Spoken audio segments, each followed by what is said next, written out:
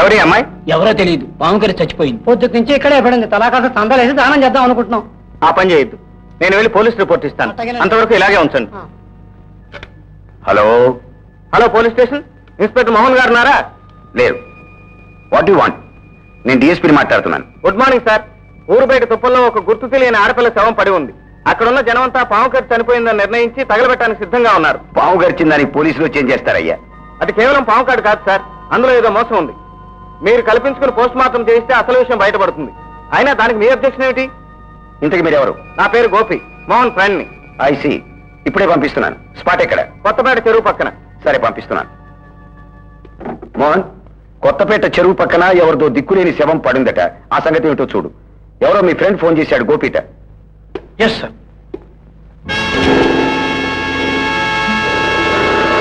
గోపి, మోహన్, ఏది శవం ఎక్కడ? ఇంకెక్కడ శవం? ఒట్టి brutes.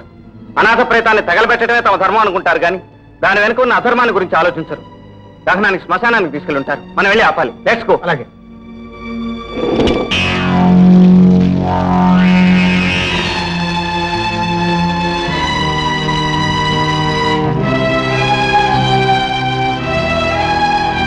Two late. Good morning inspector. Good morning. ఎవరు మీరు? గగన్ మహల్ మేనేజింగ్ ట్రస్టీ గారు అన్న కొడుకుని, ఆ హోటల్ మేనేజర్ని. నా పేరు కిషోర్ అంటారు. ఓహో, ఈ అనాథ శవాన్ని దహనం చేయించడానికి వచ్చారా ఇక్కడికి? లేదు, మా నాన్నగారి సమాధి మీద పూర్వస్థానికి వచ్చాను. వారు ఈరోజు చనిపోయిన రోజు. అలాగా. మీ నాన్నగారు మా చిన్నాన్నగారు చిన్ననాటి స్నేహితులు. Is it?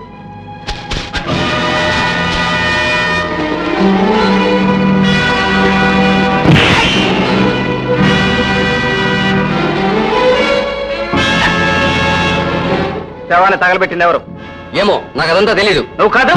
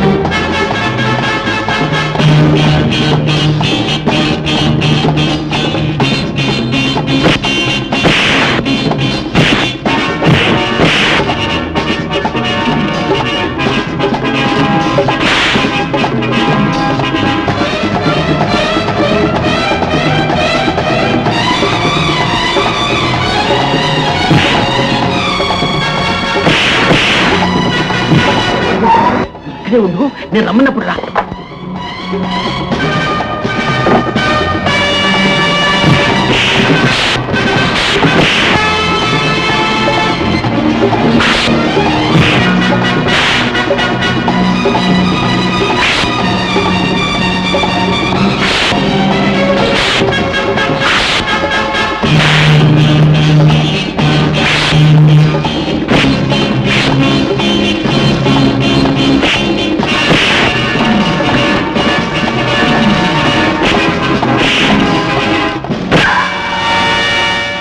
చాలా థ్యాంక్స్ సార్, సమయానికి వచ్చి కాపాడారు. చాలా థ్యాంక్స్ సార్.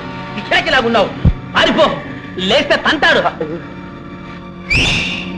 కమాన్ కమాన్ కమాన్. ఎక్కడో చూసినట్టుంది, ఎవడో గుర్తు రావటం లేదు. ఇన్స్పెక్టర్ తో వచ్చాడు, తాను ఒక ఇన్స్పెక్టర్ లా మాట్లాడుతున్నాడు. అయినా నువ్వు వదిలేసి వచ్చావు. ఎంత ఫూలిష్నెస్. సారీ బాబాయ్. సారీ సారీ అని ఇప్పుడు సరిపెట్టుకుంటే చివరకు మిగిలేదు మనకదే.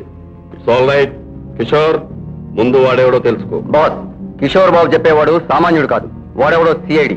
సిఐడియా? వాడు నీకెలా తెలుసురా? ఆనాడు బాబు గారు వాళ్ళ చనిపోయిన అమ్మాయిని ఊరేగింపుతో తీసుకెళ్తుంటే నాకు డాష్ కొట్టి నా వెంట పడ్డాడని చెప్పానే, వాడే వీడు బాస్. ఈ రోజు పూర్తిగా నేను దొరికిపోయిన సమయంలో విజయ్ గారి మేనమామలు వచ్చి అతన్ని తీసుకువెళ్లారు బాస్. మేనమామలకి వాడికి ఏంటి సంబంధం? వాడిని ఎక్కడికి తీసుకెళ్లి ఉంటారు? వాడు బలరాం వెంట ఎందుకు పడుతున్నాడు? అసలు వాడేవాడు? ఈ ప్రశ్నలకు సమాధానం వెంటనే కావాలి. ఓకే బాబాయ్, ఇక నుంచి ఆ ప్రయత్నం మీదే ఉంటాను. బలరాం, నిన్నిక వాడు వెంటాడాడు. వాడి బెడద నీకు లేకుండా చేస్తాను okay thank you sir thank you